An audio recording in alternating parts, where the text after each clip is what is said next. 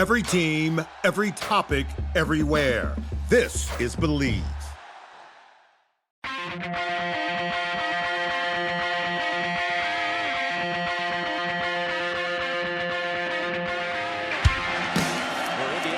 First down at 10 at their own 10-yard line. Tevin Coleman with some running room.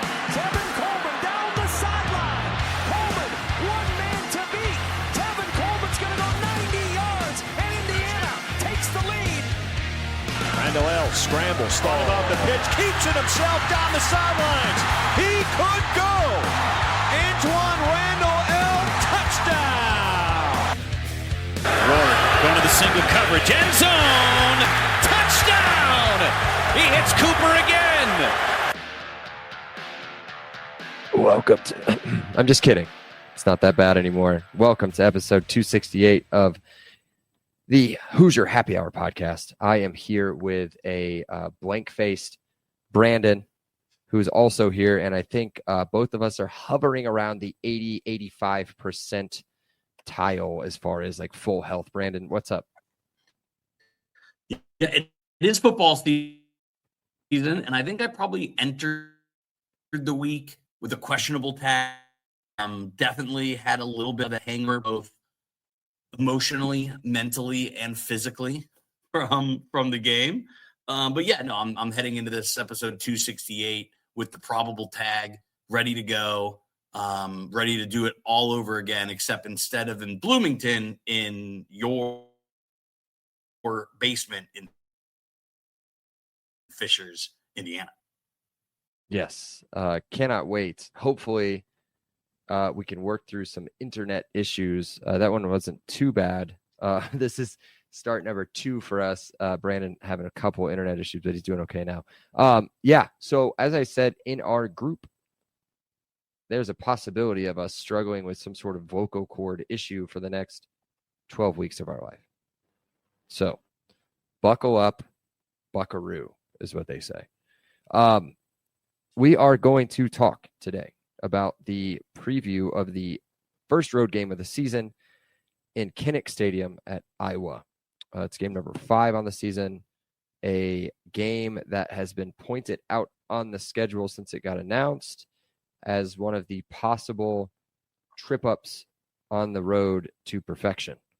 We're going to get into it. I mean, I don't know. Do you want to go through? Should we go through Fernando's awards that he's won? Should we try that first and then get into the game? Because I don't know if everybody's caught up on that. Yeah. Do you want to do that real quick? I'm still trying to connect to my hotspot. So you go ahead, run through the accolades that Nando got, and I'll continue to trudge along here on my end. Yeah, no, I mean, sound great there. But yeah, so for those that don't know, and I kind of said it, what did I say? I think I said it on Sunday. I think I said it on Sunday's pod, our review podcast, that I thought he was going to win every award, right? Every award possible. Well, here's the breakdown. Maxwell Award, National Player of the Week. AP, National Player of the Week. Davey O'Brien, National Quarterback of the Week. Manning Award, National Quarterback of the Week. Here's one that's very puzzling. How do you win AP Player of the Week and Maxwell Award Player of the Week, but get co-offensive Player of the Week in the Big Ten? East-West Shrine Bowl Monday morning quarterback and Senior Bowl stock up Player of the Week. I don't know what else he could have won. I don't think they're going to count like Barstool Awards. I know that I heard the guy that I cannot stand. I don't even know his name. The guy with the gray hair that just trashes IU. I heard through my brother who sent the link saying you're gonna like him now. Didn't watch it. Good old Brandon Walker. To listen to him. Yes, that guy. Refused to listen to him. I heard he had a lot of good things to say about us for like the first time ever. So that's pretty much it. So now we're going to jump into the game. Unless you want to talk about any of those awards for any reason. I think the biggest thing outside of the game is Louis Moore is eligible for the rest of the season. Yes. There is that as well. That is good news. His trial went through today.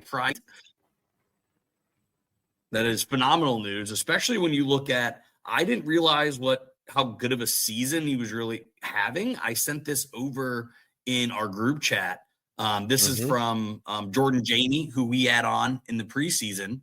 And he tweeted out that Louis Moore is third on IU in snaps. He is the team leader in overall tackles. He is tied for the team lead in interceptions, and he is the third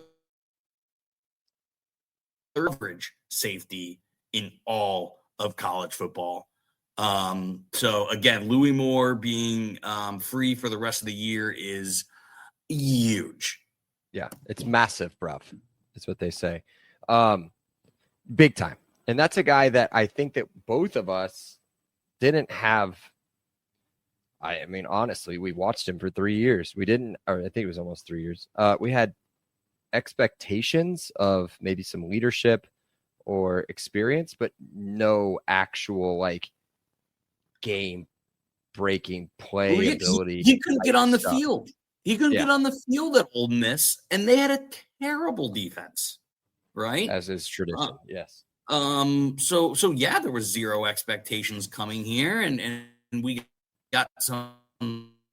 We had Amari Farrell coming back, and we had Boykin. Well, so I was afraid he was always going to play. But yeah, I mean, this is certainly a welcomed performance. Yeah, definitely. Hopefully this stuff is getting recorded on Brandon's side, and maybe we can pull it through the final recording. But Brandon's still dealing with some internet issues, so I'll kind of take a little bit of a lead here, Brando. That's massive news. Thank you for sharing all that stuff about Louis Moore and what's going on with him. That's huge. For those that did not know, he was going through quite the eligibility battle, which is just ridiculous. We talked about it on here a few times and my thoughts on it. Like, he's going to play 4 games and then you guys are going to take his eligibility away. It's ridiculous. So he's good to go rest of the year. No more every 2 game trials or whatever they want to call them. So good to go. And he'll start the next game, and that's at Iowa. Iowa 3-1, 1-0 in conference with a win over Rutgers at an offensive explosion that wasn't an offensive explosion.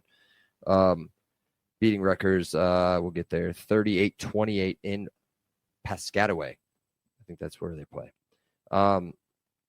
This one is not going to be there. This one is going to be in Iowa on Saturday, the 27th, at 3:30 kick on Peacock in Kinnick Stadium in Iowa City, Iowa.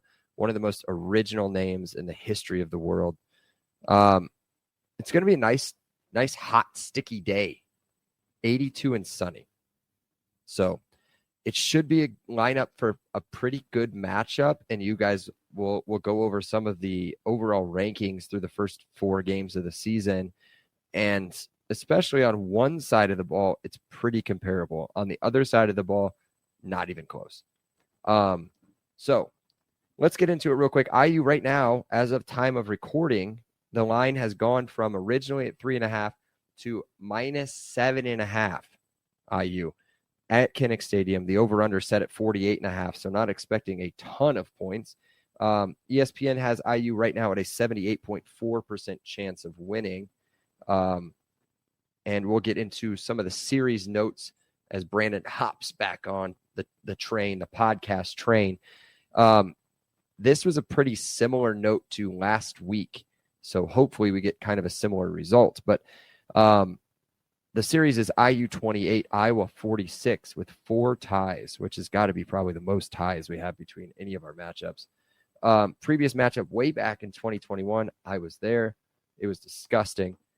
Actually, the day was great, but the game itself was horrible. One of the worst games I think I've ever seen us play, and I've seen some really, really bad games. IU loses 34-6. Should have been way worse if Iowa had any sort of offense. The largest margin of victory for IU coming in all the way back in 1945 at 52-10. And not so fun fact in the series, we have not won in Iowa since the infamous Kellen Lewis game in 2007, which I've talked about at nauseum on here. The play. Hardy had a game. Yes.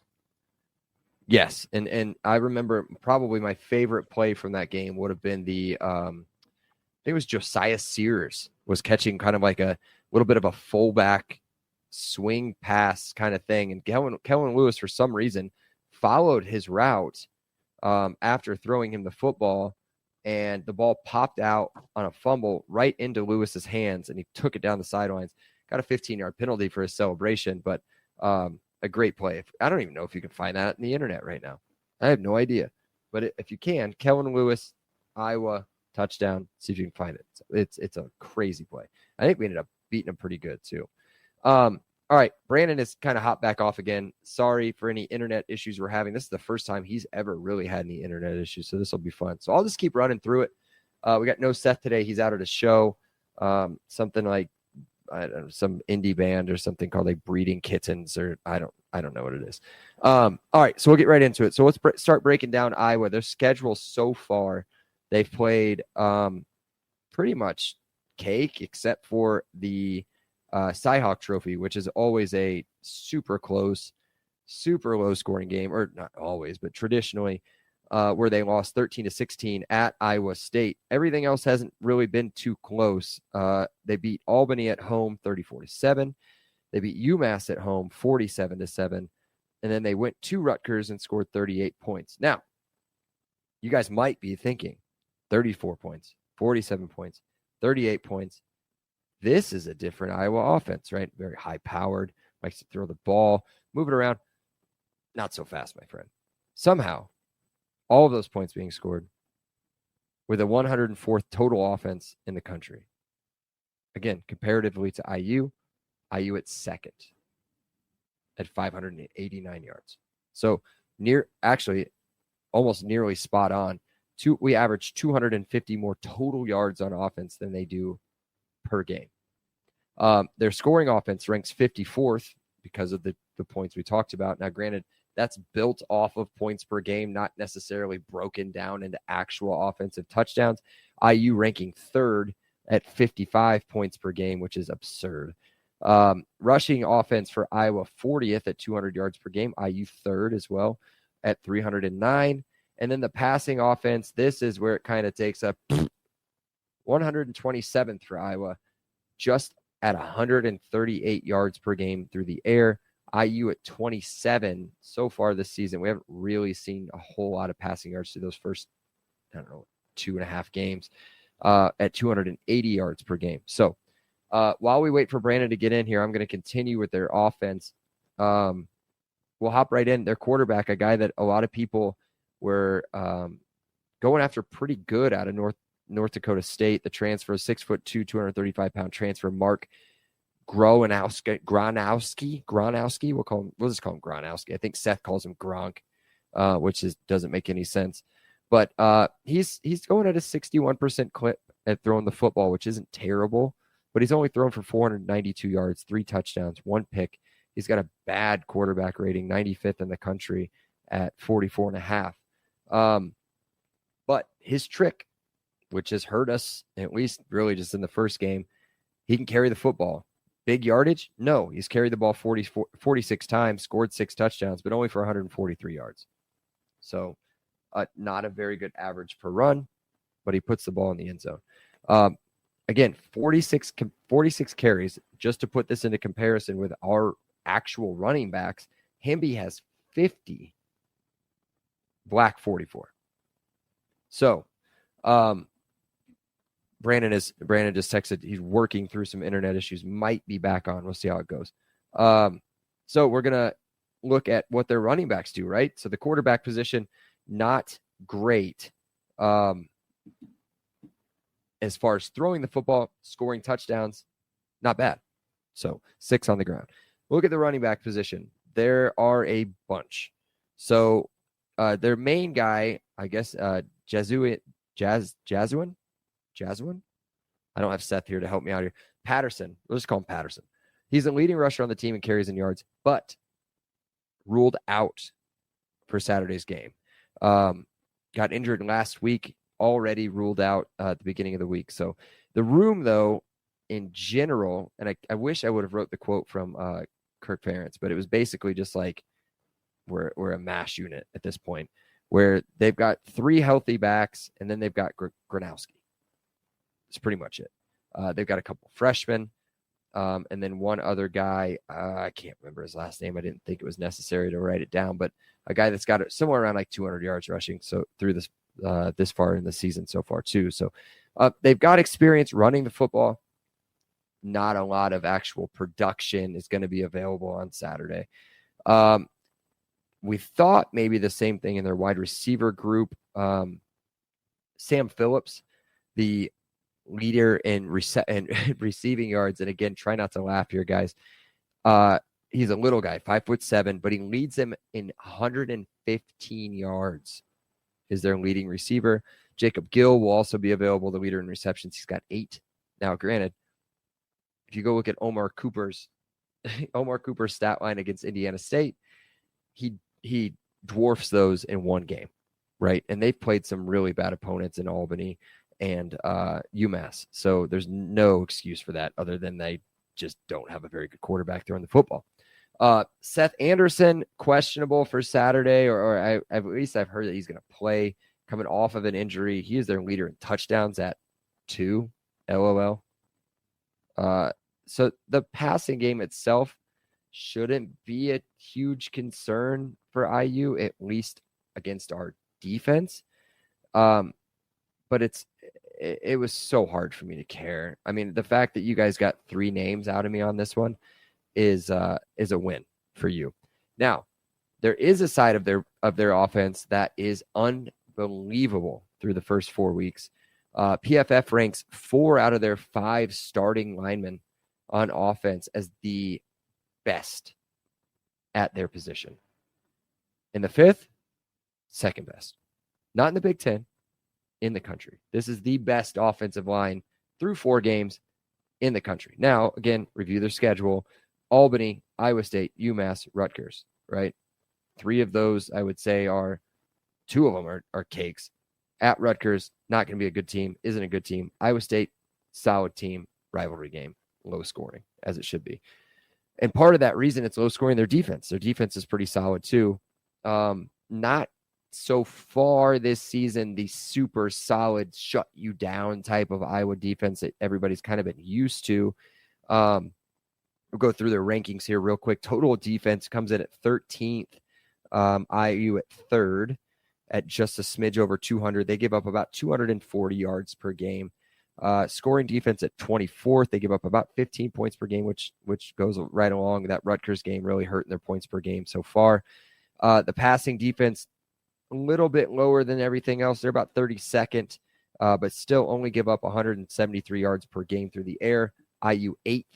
And then their rushing defense 7th, 61 yards per game. Again, IU at 20th at 87. We gave up 2 last week. Remember how we did the Seth math that didn't go so hot for the preview of the Illinois game or the post game of the Indiana State game? It said take the 2 Colton Joseph runs out, and we're probably leading the country in rushing defense. It's insane. Our defense, again, have we played anybody? ESPN says no, even though we beat a top 10 team by 50. Now they're saying we haven't beaten anybody. We'll see how it plays out. Let's go through some of their players. Their defensive line, Ethan Herkett, who's been there for like what feels forever, and Max Llewellyn, kind of the same deal. They're going to lead the line. That's the leader in sacks, and Max, he's leading in sacks at 4. But both of them have a ton of experience and a ton of gameplay, and are going to make a ton of plays. The leaders really on their defense are in the linebacker field with Jaden Harrow and Carson Charar, who lead the team in tackles 1 and 2, and lead the defense on the field, honestly. And then at defense, the defensive backfield is a little bit beat up. Could have some guys out, could have some guys, playing through some injuries. But really their main guy, or I guess you could kind of consider him another linebacker, safety Husky hybrid, Zach Lutmer, who's 3rd on the team in tackles. He leads the team in that side of the defense. He's created the only no, he actually hasn't created, but they only have 1 turnover. 1 turnover in the secondary, being 1 pick, which again, I haven't gone through to review the tape. I didn't have a ton of time to put a lot of this stuff together like I did last week, where we went through fumbles recovered, all of this other stuff. I don't have a lot of help right now either, to give me some time to look all this stuff up. But again, they've scored 34, 13, 47, 38 points with a bad offense statistically, and a defense that hasn't made at least any interceptions. So to me, I struggle to find it. Again, I haven't watched a lot of Iowa. Try not to. It sounds horrible. If somebody's like, hey, Iowa's playing, I'm going to be like, no, thank you. I'll watch literally anything else. I'll watch like Jersey Shore reruns. But I don't know, man. They look like they're going to have a really solid defense, as is tradition. They're going to try to run the ball. I mean, unless they're going to set Gronowski free. He was never really a super solid, high-end, big-time passer at North Dakota State. Now, granted, you're talking a whole level down from where we're at now, but a constant championship contender there as well. But we'll see what happens with them. I think IU matches up really well, offense v. offense, defense v. defense. It's going to be a really interesting game on both sides of the football to get through that. So, hey, speaking of getting through, why don't we take just a break for just a minute? I'm going to get through this quick ad read, and then we will be right back. This episode is brought to you by your go-to expert in the Indiana real estate market. Whether you're looking to buy, sell, or invest in a home right here in the heart of the Hoosier country, Garrett Lawton with True Blood Real Estate is the agent that you need. He's not just a real estate agent, he's a Hoosier fan just like you. And Garrett knows Indiana inside and out, from Bloomington to Indianapolis and everywhere in between. Plus, his personalized service makes the buying and selling process smooth and stress-free. So if you're ready to make a move, give Garrett a call at 317-410-8851 or visit his website at lawton-realty.com. And we're back.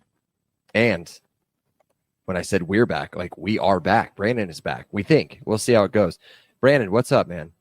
So, I'm far from an IT expert, but I did the whole turn off the Wi-Fi, run the diagnostics, close out of everything, shut down, turn it back on. It does seem to be working, which is the famous last words in IT.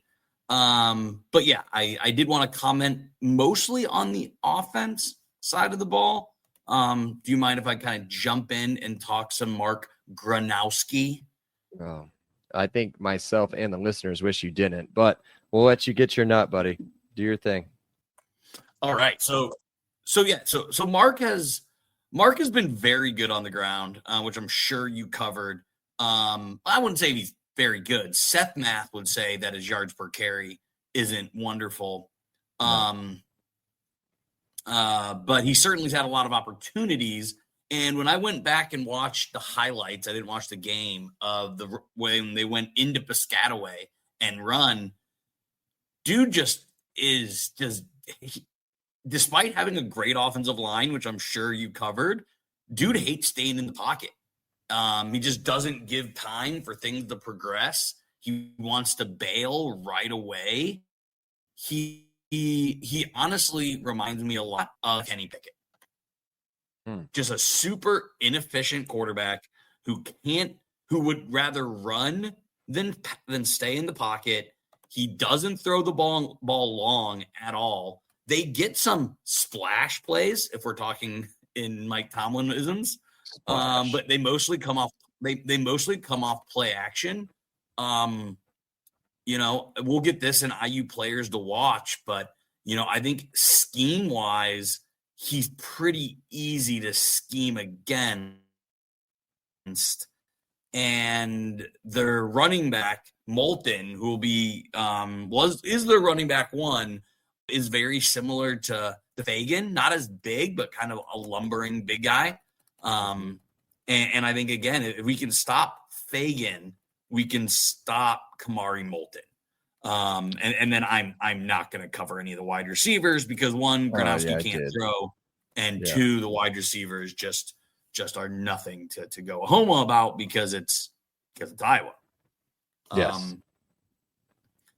Defense, my only comment on defense is, they're the 13th best in yardage, but the 24th best in scoring defense, which is both good. Obviously, both top 25, but I think you can capitalize in the red zone against them, and then them being 32nd against the pass. They have, again, you went over the teams they've played: Iowa State, UMass, and Rutgers. None of those teams are good passing teams, and yet they still struggled. I think we're going to have there's a potential to have a lot of success through the air on this defense. Yes. Okay. So to recap a couple. Well, yeah, I was gonna give you an opportunity to kind of comment if you wanted to on any of the things I said. I said one, the Gronowski, his completion percentage is okay, but his yardage is not good. He hasn't really turned the ball over. His quarterback rating's terrible. He runs, but he's 46 for 143. I mean, you're barely clipping 3 yards a carry, right? Or about 3.5 yards a carry. Now he's efficient, 6 touchdowns. And then obviously I compared him to what our actual running backs have run for, 50 and 44 carries for the top 2 IU running backs. I spent some time kind of talking about how beat up their running back room is. Even Kurt Ferentz had something to say about it in the press conference, and I tried to quote it and I couldn't remember what it was. But, Patterson's out. Their leading rusher on the season. What was the guy's name that you said? Kamari Moulton. Moulton was the guy I was trying to think of. I just was like, I have help. I got a second to look something, but I couldn't remember what his name was. That's the guy that I guess is going to be taking the majority of the carries. The other guys, I think, are true freshmen. But again, there is a other running back who's a sophomore who's got fumbleitis. That's right. I'd be shocked if we see Washington. His last name's Washington. Tyrell Washington, maybe. Yes, that's right. Yeah, I spent a little bit of time making fun of the wide receivers, which is probably a famous last words for me. It's just hilarious. Like their leader in receiving touchdowns has 2. Like their leader in receptions is at 8. Their leader in yards is at 115. That's a half for Surratt or Cooper, right? You know what I mean? Like the production on offense, and it's an interesting question to you, I guess, because you've probably done some of this research or at least paid more attention to it. The production on offense doesn't match the point production. 34, 47, 38. Where? I know they returned a kickoff, I think, to start the Rutgers game. But how did they score so many points? Yeah, it's very confusing to try to figure out. I don't completely understand. I mean, if you go back and look at the game, which obviously was their most 2.5 point favorite, I think. Rutgers was a home dog. I picked Rutgers in our preview, which would seem to be silly. But it was all through the ground, right? And did you do the IU comparison ratings? Yeah. Right? Like they want to rush the ball. I mean, IU has been top 15 in the country. We've been top 10 in the country for the last season and a third. So if I think we do see some play action, I think I cannot think Ferentz and company are going to just say, let's line up dogs against dogs and try to run on these dudes. I can't see that as their philosophy to score points and win in this game. I don't know what else they're gonna do. Like just being totally frank, I don't know how else they move the football. Gronowski, I don't know. This will easily be, Iowa State's got a good defense. But I think statistically, will be the best defense that they've seen Yep. so far this season. I don't want to poo-poo on Iowa State. They're a pretty good football team, but that win against Kansas State turns out to be probably not a very good win. Who knows Did you go over their Did you go over their schedule at all? I didn't go past IU. It's hard to see any more than 1 or 2 more wins. I think Wisconsin, Yeah. Minnesota, Michigan State. I think those are 3 that you could probably flip a coin. Yeah. I don't believe in USC, man. I think we'll find out on Saturday, and I will be cheering so hard for Illinois to win that game. Just so we can I don't think you sent this, or I sent it in our group chat. Let me see if I can find the exact thing. I should have sent it. It actually came from a Purdue guy, believe it or not. Literally yesterday, I get a screenshot of the ESPN app under Indiana news. It says in a headline, "No, Indiana football hasn't really beaten anyone. But what if it's for real?" What? What? It's like, how do they keep twisting the narrative the way that they twist it? Now, we shouldn't worry about it, but it gets me, you know how I get. It gets me a little amped up sometimes.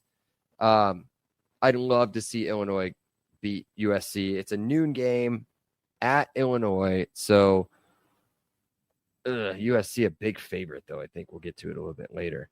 But all right, yeah, that's enough Illinois talk for today. Do you want to talk defense? Their defense? No, not really. I mean, just as far as like how they match up to us, right? I'd like to talk how we beat them, which I think parlays really well into players to watch, because last time I checked, Cooper DeJean's not back there. They don't have a Riley Moss. They don't have a Yaya Black. Their linebackers are good, but they aren't the NFL talent that they've had in the past. Mm-hmm. Their rush defense is ranked 7th, which is better than Indiana. Yeah. But we've already done that math. Done the math. I think we'd be probably number 1 or number 2. And we just gave up 2 yards to Illinois. That's it. I referenced that. Yeah. I was like, we gave up 2 yards to the first Big Ten team that we played. Which is why I can't believe they're going to go into this game trying to run on us. But yeah, I mean, their defense, again, I went through it. They didn't play a passing offense at all, and they're giving up 175 yards. Mm-hmm. I think it'll be interesting to see what Shanahan dials up, but I think this game is actually a pass sets up the run rather than the run sets up the pass. That's about all I have. Just because, again, we've even Ferentz said how beat up that secondary is. I have a tough time with our wide receiving. Well, let's try to get you out of here. You're starting to get a little bit choppy again, but let's try to run through this next little part and see how it goes.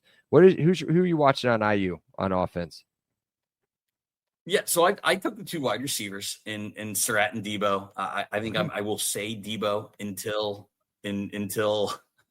there's a reason not to. But again, I mean, Mendoza's going on the road. I think there's been a number of Twitter stories saying, yeah, Mendoza's done this in the friendly confines. Can he bring it on the road? Which is crazy talk considering he's played in power conference football before and has went on the road. This isn't a Rourke situation where he played in the MAC and going on the road in the Big Ten for the first time. Mendoza's done this before. So, I'll take Mendoza and see kind of where that goes. All right. I like that one. All right. Defense. And then the combination of Hardy and Jones. Bones Jones has been such a beast. Bones Jones has been such a beast. So I look forward to watching Landino and Jones. Okay. Quick talk. I'll take Aiden. I think Aiden is going to be. I think this might be his Aiden game on this one. He hasn't really jumped out at anybody yet this season, but we've talked about that. I think he's playing a role, and I think he's playing it very well. But this could be a good, maybe even a double digit tackle game for him. But yeah, I had Bones Jones as my number 2. You sounded great there at the end. Are you still with me? I'm still here. I'm still here. You're I'm going to still talk here. very quickly every time I speak. I love it. Okay, let's go around the Big Ten.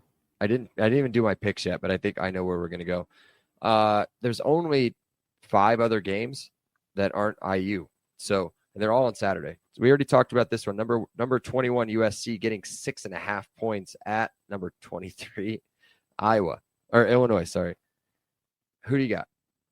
Yeah, I do believe in USC. Give me USC minus 6.5. I think Illinois is absolutely staggering after last Saturday.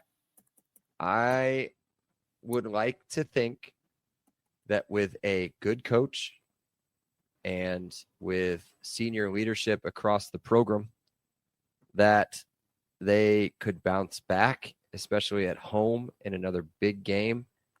And I want our schedule to look a little bit better. So give me Illinois on the money line in a very close one. Here's another game I'm not going to watch. Rutgers at Minnesota. Minnesota getting 4.5. Rutgers is bad. They just got crushed by Iowa at home going into Minnesota. Give me Minnesota 4.5. I like that pick. Ooh, we have a heck of a slate on Saturday. Most of it not in the Big Ten, but there are 2 of the next 3 that are just massive games. Unfortunately, one at the same time as ours at 3:30. Number 1, Ohio State getting 8.5 points to travel to Washington. The Hoosier Happy Hour podcast darling team. What are you doing here? Yeah, it's a stinky line. I hate it. I wish this was closer to 9.5 or 10.5. Give me Ohio State to cover, but this is a closer game than the final score is. But I'll take Ohio State. I hate them. I'm not going to pick them. I'm not going to bet on this game, but I'll tell you right now, Washington. Give me Washington to cover. Give me Washington to cover. I think it's a 3-point game. By the way, Washington, I think, number 1 or number 2 in total scoring offense. And by the way, where are we at? We are 3rd at 55 points. So they are putting up some major offensive numbers. Here's another game, maybe even worse than that. UCLA at Northwestern. Nobody cares, but Northwestern getting 6.5 points. Good for them. Probably one of the very few games the rest of the season that they will be favorite. I think this is pretty easy. Northwestern? Yeah, give me Northwestern. Okay. UCLA is a sinking ship. Yes. What do you mean? They have Nico, right? Or is he left yet? No. Okay. Number 6, the nightcap, the white out. Number 6, Oregon traveling to number 3, Penn State, the overrated number 3, Penn State, which I've heard so much. Penn State getting 3.5 points. It's hard to bet against them during a whiteout, but just look at their head coach, Brandon. What are we doing? Oregon money line. I like it. I like that. I don't know, man. I think these are 2 teams that haven't quite played anybody necessarily good. Or who's Oregon played? Oklahoma State, bad. Oregon State, bad. Northwestern, bad. And then I think they played Montana State, bad. They played Missouri State or South. I don't know. One of the Missouri's schools, not good. They haven't really beaten anybody. What are they? Undefeated, and they've fallen in the rankings. The same with Penn State. It'll be interesting to see how these teams match up. So, do you have randos or do you care? Or should we just get the predictions and get you out of here? Yeah, get the predictions. I had some fun rando. I'll just get the one out of the way. Try. Talk fast. Because I've seen this all the time. Do you believe in trap games? So I've got a question. I do, kind of. Is it a trap game when you're going into a bye week? What are you looking forward to? The week off? I've seen the same thing. IU, Iowa, be careful. It could be a classic trap game for the Hoosiers. But we have a bye week. Maybe between me and you, And Seth, because we got a big thing coming up next weekend, might be a trap game for us, but you better believe I'm going to be on the same level I was on Saturday. Maybe a little bit less, but I'm going to be right there. I go, I practice. I don't really practice. I just play, and I play pretty well. What do you think? Trap games don't exist to good teams with good coaches. Like that, and we've got possibly the greatest. Is that it? Is that all you want to do? You want to get to predictions? Yeah, I had like 5, but yeah, let's just get the predictions. Okay. The delay in response is scaring me, but it's working. So we're getting there. All right, I'll start with Seth. Seth has Iowa 20, Indiana 34. Way bigger than where I thought Seth was going to go. I like the points. I like where he's looking. I'm actually probably going to change my number here. So, okay, I got it. What's your score? Yep. So I actually love the over-under at 48.5. That's why I have my prediction as 37-13. I like it. We're going to be really close, all of us, on this one. I don't think Iowa scores a touchdown. Or if they do, they miss a 2-point conversion or something. So give me Iowa 12, IU 31. So I think it's a pretty one of those, like, come on, finish them off. But come on, and it just takes a little bit longer. The guy, I'm sure Austin Powers did some parody on it or something. But the bad guy, you keep trying to, you keep thinking he's dead, but it's you're just not quite dead yet. You just kind of keep beating him down a little bit. You eventually get over the line. Just kind of like we eventually got over the line. Whether we did a good job or not, I don't know. This is solely on me. I started the podcast saying I came with a questionable tag. It's like I got hurt in pregame warmups. Yeah. It's like my hand got tight. You pulled it. In pregame warm. Pulled it. I tried to play through. Oh, we appreciate it. We love the hustle.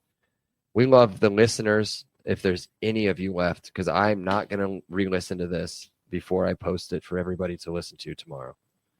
God bless you. I hope you're doing well and not pulling your hair out. I don't care. I mean, I do care. We do put out a very high quality product, but you know what? This is 268 episodes in, and this is Brandon's first ever internet issue, at least that I can remember. So he's allowed at least one every 286 or 268. Be ready, do your thing. Check out the pod, Twitter, Instagram at Happy Hour IUFB. Don't go to Twitter, but type it in into Google, at Happy Hour IUFB Twitter. That way you don't have to get on actual Twitter and go through your timeline, because it's disgusting. Be sure to download, rate, review, and follow on all of our platforms. Again, let us know if we're not on one that you want us to be on. And I guess if we're not on one you want us to be on, you wouldn't be listening to the show. But in case you do, join us again as we celebrate, hopefully, our first road dub of the season. Brandon, thank you for sticking it out. Thank me for sticking it out. Voice sounds like it's starting to go a little bit too, but did a lot of talking today. A lot of talking. Till next time. Cheers, brother. Not going to say anything. Cheers. There he is. All right. See you guys. If you like the show, please take a moment to rate, review, and subscribe. It really does help the show to grow. Thank you for listening.